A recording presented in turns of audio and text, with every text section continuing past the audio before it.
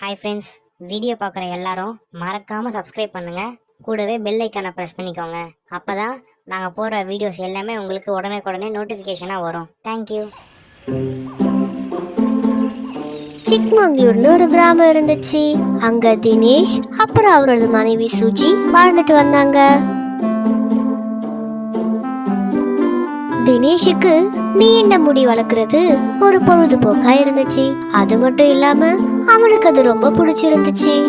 ஆனா தினேஷ் இவ்வளவு பெருசா முடி வளர்க்கறதுல சுஜிக்கு சுத்தமா விருப்பம் இல்ல, பிடிக்கவும் இல்ல. அவ தினேஷ் மேல கோவமா இருந்தா. கல்யாணத்துக்கு முன்னாடி என்ன சொன்னீங்க? கொஞ்ச நாளுக்கு அப்புறம் எடுத்துருவேன் தானே சொன்னீங்க. ஆனா நீங்க இன்னும் வச்சுட்டே இருக்கீங்களே. எனக்கு பிடிச்சிருக்கு சுஜி, ப்ளீஸ். நான் இன்னும் கொஞ்ச நாள் வச்சிருக்கேனே, ப்ளீஸ் ப்ளீஸ். சுஜி எப்பெல்லாம் முடிய வெட்ட சொல்றாளோ அப்பெல்லாம் அவன் சமாளிக்க ஏதோ ஒரு காரணம் சொல்லிட்டு முடிய வெட்டாம இருந்தான். மறுநாள் முடிஞ்சதும் சுஜி குளிக்க பாத்ரூம் போனா. ஆனா அங்க தினேஷ் குளிச்சிட்டு இருந்தான். என்னங்க, இன்னும் எவ்வளவு நேரம் தான் குளிப்பீங்க? எனக்கு டைம் வேற ஆகுது, பாத்ரூம் வேற போகணும்னா கொஞ்சம் சீக்கிரம் வெளியே வாங்க. அதோ வர சுஜி, இன்னும் கொஞ்ச நேரத்துல வெயிட் பண்ணி வந்துடுறேன். அத்தை, நீங்களாச்சும் கொஞ்சம் அவர்கிட்ட சொல்ல கூடாதா? அந்த முடிய வெட்ட சொல்லுங்க அத்தை. நான் சொன்னா கேட்கவே மாட்டாரு. இந்த காலத்து பசங்க எல்லாம் எங்கம்மா பெரியவங்க சொல்றத கேக்குறாங்க? நான் எவ்வளவோ சொல்லிட்டேன், ஆனா அவன் கேட்கவே மாட்டான். தினேஷ் குளிச்சு முடிச்சிட்டு வெளியே வந்துட்டான். காலையிலேயே முடிய பத்தி பேச ஆரம்பிச்சிருப்பீங்களே, வழக்கம் போல உங்ககிட்ட என் முடிய வெட்ட சொல்லிருப்பாளே அவ. ஆமாண்டா, அந்த முடிய பார்க்கவே சுத்தமா எனக்கு பிடிக்கல. சுஜிக்கும் பிடிக்கல. கொஞ்சம் வெட்டி தான் தொலை அந்த முடிய. பார்க்க பொம்பளை பொண்ணு மாதிரி இருக்க, கொஞ்சம் வெட்டிடுறா கண்ணா. சரி சரி, காலையிலேயே 2 பேரும் புலம்பாதீங்க. நான் கூடிய சீக்கிரமே எடுத்துறேன். சுஜி, பாத்ரூம்ல ஷாம்பு வேற காலி ஆயிடுச்சு, வா போய் வாங்கிட்டு வந்துடலாம். சுஜி கோவமா குளிக்க போயிட்டா. 2 பேரும் சேர்ந்து கடைக்கு போனாங்க.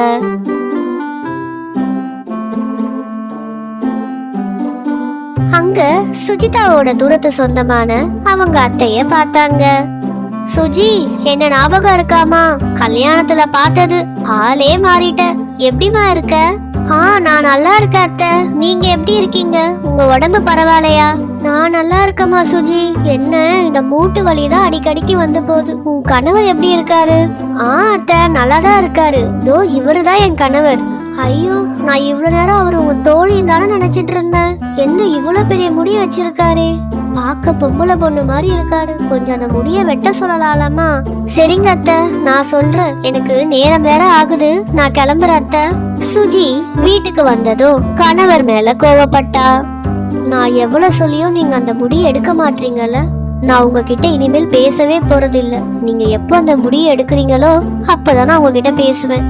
தினேஷும் தன்னோட முடி மேல ரொம்ப பிரியமா இருந்தான். அதனால யார் சொல்லி கேட்காமலும் அந்த முடிய வளர்த்துட்டு இருந்தான். நாட்கள் அப்படியே போச்சு. தினேஷ் முடியல ரொம்ப நிறைய பெயின் வர ஆரம்பிச்சது. இதனால அவன் ரொம்ப கஷ்டப்பட்டான். அட, இந்த முடியினால எனக்கும் நிம்மதி இல்ல, சுஜிக்கும் நிம்மதி இல்ல. வளர்க்கணும்னு ஆசையா தான் இருக்கு, ஆனா என்னை சுத்தி இருக்கிறவங்க எல்லாரும் இந்த முடிய பார்த்து கிண்டல் பண்றாங்க. சரி, நம்ம இந்த முடியை எடுத்துடலாம். தினேஷ் ஆசையா வளர்த்த முடிய வெட்டலான்னு முடிவு பண்ணான். அப்போ அங்க தினேஷோட ஃப்ரெண்ட் ராஜு வந்தான். என்னடா, எங்க கிளம்பிட்ட? ஏன் இவ்வளவு சோகமா இருக்க? என்னாச்சு? இல்லடா ராஜு, இந்த முடியை வெட்டலான்னு முடிவு பண்ணியிருக்கேன், அதான் வெளியே கிளம்புறேன். என்னடா சொல்ற? நீ ரொம்ப ஆசையா வச்சுட்டு இருந்த முடியாச்சேடா, யார் சொன்னாலும் வெட்ட மாட்டேன், இப்ப ஏன் வெட்டுற? என்ன ஆச்சு? இல்லடா, உன்ன மாதிரி யாரும் என்கிட்ட பேசுறது இல்ல, அம்மாவும் பேசுறது இல்ல, சுஜியும் பேசுறது இல்ல. ரொம்ப கஷ்டமா இருக்குடா, அதனால இந்த முடியை எடுத்துடலான்னு இருக்கேன். அவங்களுக்கு சுத்தமா பிடிக்கலடா இந்த முடி. இதை எல்லாத்தையும் சுஜி தள்ளி நின்னுட்டு கேட்டுட்டு இருந்தா. சுஜிக்கு ரொம்ப கஷ்டமாயிடுச்சு. நம்மளால ஏன் இவருக்கு பிடிச்சத அவர் எடுக்கணும்? பரவாயில்ல, அவருக்கு பிடிச்ச மாதிரியே அதை பண்ணட்டும். கொஞ்ச நேரம் கழிச்சு ராஜி போனதும் சுஜி தினேஷ் கிட்ட வந்து இப்படி பேசினா. என்ன மன்னிச்சிடுங்க, மற்றவங்களுக்காக உங்களுக்கு பிடிச்சத நான் பண்ணக்கூடாதுன்னு சொல்லிட்டேன். நீங்க ஆசைப்பட்ட மாதிரி இந்த முடியை வளர்த்துக்கோங்க. நிஜமாவா சொல்ற? அப்ப இனிமே என்கிட்ட பேசாம இருக்க மாட்டால, கோவமும் பட மாட்டால? கோவலாம் நான் படமாட்டேன். உங்களுக்கு ஆசை தீர என்ன பண்ணணுமோ அதை பண்ணுங்க. என்னால முடிஞ்ச எல்லாவதையும் உங்களுக்கு நான் பண்றேன். தினேஷும் ஆசை தீர முடிய வளர்த்தான். சுஜியும் தினேஷுக்கு உதவியா பேன் பிடிக்காம இருக்க நிறைய மருந்தெல்லாம் வாங்கி தடவுனா. நாட்கள் இப்படியே போச்சு. அப்போ எதிர்பாராத விதமா தினேஷ்க்கு ஹேர் ஆயில் கம்பெனில இருந்து விளம்பரம் பண்ண ஒரு வாய்ப்பு வந்துச்சு. தினேஷ் நிறைய விளம்பரம் பண்ண ஆரம்பிச்சான். அது மூலயமா நிறைய காசும் வந்துச்சு. அதை வச்சு தினேஷும் சுஜியும் சந்தோஷமா வாழ்ந்தாங்க. ஒரு ஊர்ல அனுன்னு ஒரு பொண்ணு வாழ்ந்துட்டு வந்தா. அவளுக்கு அப்பா இல்ல, அம்மா மட்டும்தான். அவ கொஞ்சம் கஷ்டப்படுற குடும்பம். அனு கஷ்டப்பட்டு காலேஜ் முடிச்சிட்டு ஒரு பிரைவேட் கம்பெனில வேலை பார்க்கறா. அனு வேலையெல்லாம் முடிச்சிட்டு வீட்டுக்கு வந்தா. அப்போ அவங்க அம்மா இப்படி பேசுறாங்க. அனு, சுசிலா அத்தை உனக்கு ஒரு நல்ல பையனை பார்த்திருக்காங்க. நல்லாவும் சம்பாதிக்கிறான், நல்ல குடும்பம் வேற. நீ மட்டும் சரின்னு சொல்லு, பேசி முடிச்சிடலாம். எல்லாம் சொன்னீங்களேம்மா, அவன் என்ன வரதட்சணை எதிர்பார்க்கறாங்கன்னு சொல்லவே இல்ல. அதெல்லாம் ஒன்னும் கேட்கலமா அனு. பொய் சொல்லாதீங்கம்மா, நல்லா சம்பாதிக்கிறான்னு வேற சொல்றீங்க. கண்டிப்பா ஏதாவது கேட்டிருப்பாங்க. என்கிட்ட மறைக்காம சொல்லுங்க, என்ன கேட்டாங்க? ஒரு 30 சவரம் கேட்டாங்கம்மா. மாப்பிள்ளைக்கு வண்டி வேற கேட்டாங்க. நினைச்சேன், கரெக்டா கேட்டிருக்காங்க. இதெல்லாம் கொடுக்க உங்ககிட்ட பணம் இருக்கா? நம்மளே கஷ்டப்பட்டு வேலை செஞ்சு சாப்பிட்டுட்டு வரோம். இதுல இந்த மாதிரி எல்லாம் இடம் நமக்கு தேவையா? இல்லம்மா அனு, நல்ல குடும்பம்னு சொன்னாங்க. அத உங்ககிட்ட கேட்கலான்னு தோணுச்சு. அம்மா, அவங்க கிட்டதான் எல்லாமே இருக்குன்னு தெரிஞ்சு நம்ம கிட்ட கேக்குறாங்கல்ல, அதுலயே தெரியுது அவங்க என்ன குடும்பம்னு. நீ இன்னொரு தடவை இந்த கல்யாணத்தை பத்தி என்கிட்ட பேசாத. அனு இப்படி சொல்லிட்டு கோவமா அங்க இருந்து போயிட்டா. அம்மாவும் சோகமா ஆயிட்டாங்க. மறுநாள் அனு ஆபீஸ் போய் வேலை செஞ்சிட்டு இருந்தா. என்னடி அனு, சீக்கிரமா வந்துட்ட? சாப்பிட்டியா இல்லையா? கோவமா வேற இருக்க, என்னாச்சு? வழக்கம் போலதாண்டி, எங்க அம்மா ஒரு பையனை காமிச்சு கல்யாணம் பண்ணிக்க சொல்லிட்டு இருக்காங்க. அதான் கோவத்துல சீக்கிரமா கிளம்பி வந்துட்டேன். எனக்கு வேலை வேற நிறைய இருக்கு, அதான் சீக்கிரமா வந்துட்டேன். சரி விட்ரு அனு, கோவப்படாத. சரிவா, நம்ம கேன்டீன் போய் என்ன சாப்பிட்டுட்டு வரலாம். 2 பேரும் கேன்டீன் போய் சாப்பிட்டு பேசிட்டு இருந்தாங்க. அன்னைக்கு ராத்திரி வேலை முடிச்சிட்டு அனு லேட் ஆயிடுச்சு. அனு பஸ் கிடைக்கலன்னு பஸ் ஸ்டாப்ல நின்னுட்டு இருந்தா. அப்போ அங்க ஒருத்தன் பைக்ல வந்தா. அனுவ கிண்டலும் பண்ணா. என்னம்மா கண்ணே, தனியா இருக்க போல? நான் வேணா கம்பெனி கொடுக்கவா? வாயேன், அப்படியே ஜாலியா பைக்ல ஒரு ரவுண்டு போயிட்டு வரலாம். அப்போ பின்னாடி ஒரு கார் வந்துச்சு. அதுல இருந்து மனோஜ் இறங்குனா. மனோஜ் பார்க்க ரொம்ப குள்ளமா இருப்பான். சின்ன வயசுல இருந்தே அவனுக்கு இந்த ப்ராப்ளம் இருந்துச்சு. அவன் ஒரு அளவுக்கு மேல வளரவே இல்ல. டேய், போறியா இல்லையா? இல்ல நான் போலீஸ்க்கு ஃபோன் பண்ணவா? எங்க பாருடா, இந்த குள்ளனுக்கு பயப்படவா இல்ல இந்த பொண்ணுக்கு பயப்படவா? ஏய், ஒழுங்கா நீ போயிடுறா. அப்போ மனோஜுக்கு கோவம் வந்துச்சு. அங்க இருந்தவங்கள அடிச்சு ஓட விட்டுட்டான். நீங்க எங்க போய் இறங்கன்னு சொல்லுங்க, நான் இங்கேயே டிராப் பண்ணிடுறேன். ரொம்ப நேரம் வேற ஆகுது. மனோஜ் அனுவை கூட்டிட்டு போய் அவங்க வீட்டுல பத்திரமா விட்டுட்டான். மறுநாள் ஆபீஸ்ல ஒரு ஃபைலை கேட்டுட்டு இருந்தாங்க. அப்போ அனு அதை எங்கேயோ மிஸ் பண்ணிட்டு தேடிட்டு இருந்தா. அப்போ மனோஜ் அனு தன்னோட கார்ல மிஸ் பண்ண ஃபைலை கொண்டு வந்து கொடுத்தான். நீங்க இந்த ஃபைலை கார்லயே விட்டுட்டீங்க. நான் ஃபைல்ல இருக்க ஆபீஸ் அட்ரஸை பார்த்து எடுத்துட்டு வந்து கொடுத்துருக்கேன். ரொம்ப தேங்க்ஸுங்க. நேத்து என்னோட உயிரை காப்பாத்துனீங்க, இப்போ என்னோட வேலையும் காப்பாத்திட்டீங்க. உங்களை நான் மறக்கவே மாட்டேன். நாட்கள் அப்படியே போச்சு. அப்போ சுசீலா அத்தை இன்னொரு ஜாதகமும் கொண்டு வந்தாங்க.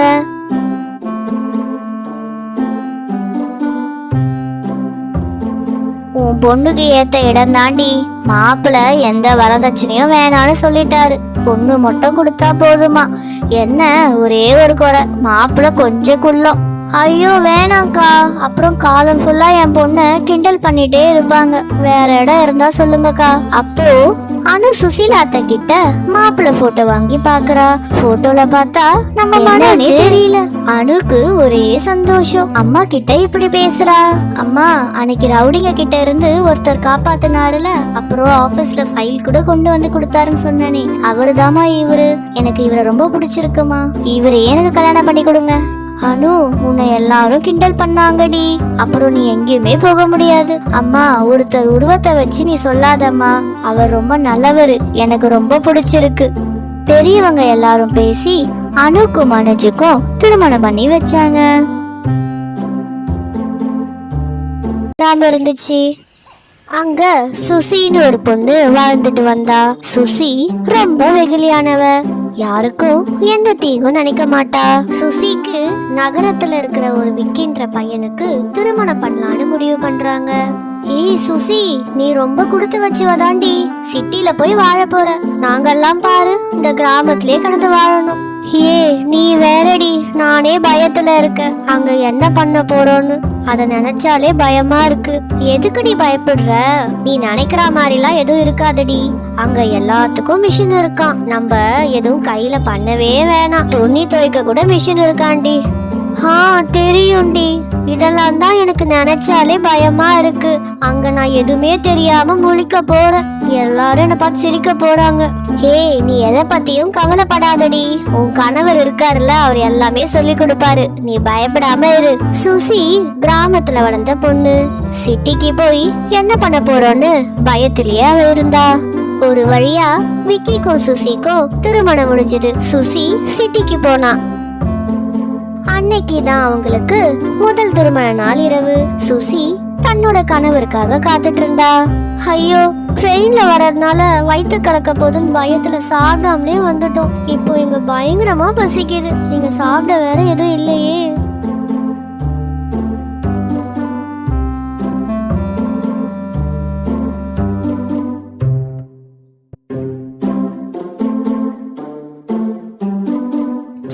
எவ்வளவு நேரம் ஆகுது, இவரை வேற காணோம். சரி, நம்ம கிச்சன்ல போய் என்ன சாப்பிட இருக்கான்னு பார்க்கலாம். சுசி கிச்சனுக்கு போனா. சாப்பிட ஏதாச்சும் இருக்கான்னு தேடி பார்த்தா. ஆனா அவளுக்கு எதுவுமே கிடைக்கல. அட, இங்க எதுவுமே இல்லையே. எல்லாத்தையும் கழுவி கவுத்து வச்சிருக்காங்க. இப்போ நம்ம என்ன பண்றதுன்னே தெரியல. அப்போ அங்க தட்டு போட்டு ஏதோ மூடி வச்சிருக்காங்க. அத சுசி பாக்குறா. சுசி அந்த தட்டை திறந்து பார்த்தா. அப்போ அங்க நிறைய பர்கரும் மோமோஸும் இருந்துச்சு. இந்த டைம்ல எங்க போய் யார் இதை வச்சிருப்பா? பார்க்க வேற ஏதோ கொழுக்கட்டை மாதிரி இருக்கு. சரி, சாப்பிட்டுதான் பார்க்கலாம். நமக்கும் பசி வேற எடுக்குதுல்ல. சுசி அந்த மோமோஸ ஆசை தீர சாப்பிட்டா. அவளுக்கு பசியே அடங்கிடுச்சு. அப்பாடா, இப்போதான் எனக்கு பசியே அடங்குச்சு. பார்க்க கொழுக்கட்டை மாதிரி இருந்தாலும் சாப்பிட சுவையாதான் இருந்துச்சு. ஐயோ, எல்லாத்தையும் வேற நம்மளே சாப்பிட்டோமே. சரி, பாத்துக்கலாம். சுசி சாப்பிட்டு முடிச்சிட்டு தன்னோட ரூமுக்கு வந்தா.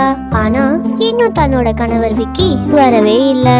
கொஞ்ச நேரம் கழிச்சு விக்கி ரூமுக்கு வந்தான். சாரி சுசி, ரொம்ப லேட் ஆகிடுச்சு. நான் எங்கள் மாமாவா ட்ரெயின் எடுத்து போயிருந்தேன். வர வழியில் செம்ம டிராஃபிக், அதான் கொஞ்சம் லேட் ஆகிடுச்சு, கோச்சுக்காத. ரெண்டு பேரும் பேசிட்டு இருந்தாங்க. அப்புறம் கொஞ்ச நேரம் கழிச்சு தூங்கிட்டாங்க. நடுராத்திரி ஆகிடுச்சு. அப்போ சுசிக்கு வயித்துல ஏதோ சவுண்ட் கேக்குற மாதிரி இருந்துச்சு. அட, இந்த டைம்ல வேற வயிறு கலக்குதே. இவரு வேற நல்லா தூங்குறாரு. சரி, நம்மளே பாத்ரூம் போவோம். சுசிக்கு வயிறு கலக்குதுன்னு பாத்ரூம் போனா. அங்க வெஸ்டர்ன் டாய்லெட் வேற இருந்துச்சு. ஐயோ, நினைச்ச மாதிரியே ஆகிடுச்சு. இதுல நான் எப்படி பாத்ரூம் போவேன்? போன பிறகு வேற என்ன பண்றதுன்னு வேற தெரியலையே. சுசிக்கு வெஸ்டர்ன் டாய்லெட் யூஸ் பண்ண தெரியல. இதுக்கு முன்னாடி அவ அதை யூஸ் பண்ணதோ இல்ல. குழப்பத்துல புலம்பிட்டே இருந்தா. அப்போ அங்க ஒரு கேரி பேக பாக்குறா. உடனே அவளுக்கு எப்படி தோணுச்சு, பேசாம நம்ம இந்த பேக்லயே போயிட்டு கட்டி வச்சுட்டா என்ன? அப்புறம் நம்ம காலையில எழுந்து குப்பை தொட்டியில போட்டுடலாம். என்ன பண்றது, வயிறு வேற கலக்குது. சுசி அந்த பேக்லயே பாத்ரூம் போனா. போயிட்டு அங்கேயே கட்டி வச்சுட்டா. இப்படியே அவ நைட்டு ஃபுல்லா பேகா கட்டி வச்சிட்டு இருந்தா. ஐயோ, தெரியாம இந்த கொழுக்கட்டையை வேற சாப்பிட்டுட்டேன். இப்படி நிக்காம போகுதே. பாத்ரூம் ஃபுல்லா பேகா வேற இருக்கு. இப்படி பேசிட்டே இருக்கும்போது நிறைய வாட்டி பாத்ரூம் போறதால சுசி டயர்ட் ஆகி மயங்கி விழுந்துடுறா. காலையில விக்கி எழுந்து பாத்ரூம் வந்து பாக்குறான். அப்போ அங்க சுசி மயங்கி விழுந்திருக்கா. சுசிய தூக்கிட்டு போய் பெட்ல போடுறா. கொஞ்ச நேரம் கழிச்சு சுசி கண்ணை முழிச்சு பாக்குறா. என்ன ஆச்சு உனக்கு? ஏன் பாத்ரூம்ல மயங்கி விழுந்திருக்க சுசி? எனக்கு ராத்திரி ஃபுல்லா லூஸ் மோஷன். அந்த டாய்லெட் வேற எப்படி போறதுன்னு வேற தெரியல. அதான் பேக்ல ஃபுல்லா போய் வச்சிருக்கேன். சரி, என்ன எழுப்பி இருக்கலாம்ல, நான் உனக்கு உதவி பண்ணிருப்பேன். சரி விடு, இப்போ உடம்பு ஓகேவா உனக்கு? இல்ல டாக்டர்கிட்ட போலாமா? இல்லங்க, வேணாம், நான் நல்லா தான் இருக்கேன். எனக்கு கொஞ்சம் நம்ம ஊர் டாய்லெட் மாதிரி வச்சு தரீங்களா ப்ளீஸ்? விக்கி வெஸ்டர்ன் டாய்லெட் பக்கத்திலேயே இந்தியன் டாய்லெட்டை செட் பண்ணி கொடுத்துட்டான். சுசீலா வழக்கம் போல அவங்க ஊர்ல போனா மாதிரியே நிம்மதியா பாத்ரூம் போனா.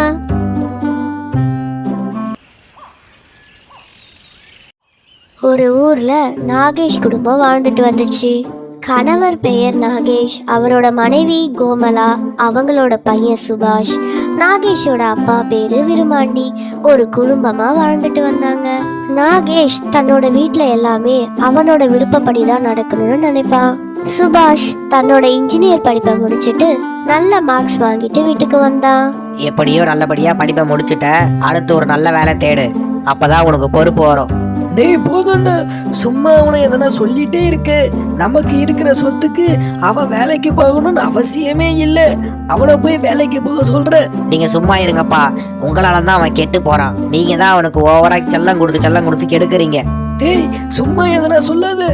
என் பேரனுக்கு நான் கல்யாணம் பண்ணி பார்க்க போறேன். அதுதான் என்னுடைய கடைசி ஆசை.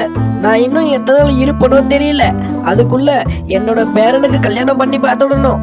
தாத்தா போதும் தாத்தா, என்ன கொஞ்ச நாள் தனியா விடுங்க. நான் இப்போதான் படிப்பை முடிச்சேன். என்னோட ஃப்ரெண்டு கம்பெனில வேலை ரெடியா இருக்கு. கொஞ்ச நாள் நான் வேலை செய்யறேன், அப்புறம் மத்த கதையை பேசுங்க தாத்தா. சுபாஷ் இப்படி சொல்லிட்டு அங்க இருந்து போயிட்டான். கொஞ்ச நாள் சுபாஷ் வேலைக்கு போயிட்டு இருந்தான். நல்லா சம்பாதிக்கவும் ஆரம்பிச்சான். நாட்கள் அப்படியே போச்சு. சுபாஷோட தாத்தா நாகேஷ கூப்பிட்டு இப்படி சொல்றாரு. டேய் நாகேஷ், அவன் தான் இப்ப சம்பாதிக்க ஆரம்பிச்சிட்டால, பொறுப்பாவும் இருக்கா. நீ ஒழுங்கா அவனுக்கு கல்யாணம் பண்ற வழிய பாரு. சரிங்கப்பா, உங்க ஆசையை நான் நிறைவேற்றுறேன். இப்பயே போய் ஜோசியர் கிட்ட பேசிட்டு வரேன். நாகேஷ் ஜோசியர் கிட்ட போன்ல சொல்றாரு. நாளைக்கு நல்ல வரன் இருந்தா எடுத்துட்டு வர சொல்றாரு. மறுநாள் ஜோசியரும் நல்ல நிறைய வரன்களை கொண்டு வந்தாரு. அப்போ நாகேஷ் இப்படி பேசுறான். ஜோசியரே, நீங்க கொண்டு வந்த எல்லா பொருத்தமும் எல்லாம் ஏழை பொண்ணுங்களா இருக்கு, அப்படி இல்லைன்னா படிக்காதவங்களா இருக்கு. எங்க குடும்பத்துக்கு ஏத்த மாதிரி வசதியிலையும் பணத்திலையும் இருக்கிற மாதிரி பொண்ணுங்களா பார்த்து கொண்டு வாங்க. அட அறிவு கெட்டுவனே, நல்ல பொண்ணா நல்ல குணமுள்ள பொண்ணா பாருடா. பணம் இருக்க பொண்ணா பார்க்காது. நம்ம குடும்பத்துக்கு ஏத்த மாதிரி பொண்ணா இருந்தா போதும். அப்பா நீங்க சும்மா இருங்க. நான் நம்ம குடும்பத்துக்கு ஏத்த மாதிரி பொண்ணை தான் பார்ப்பேன். நம்ம ஸ்டேட்டஸ்க்கு ஏத்த மாதிரியே இருக்கணும்.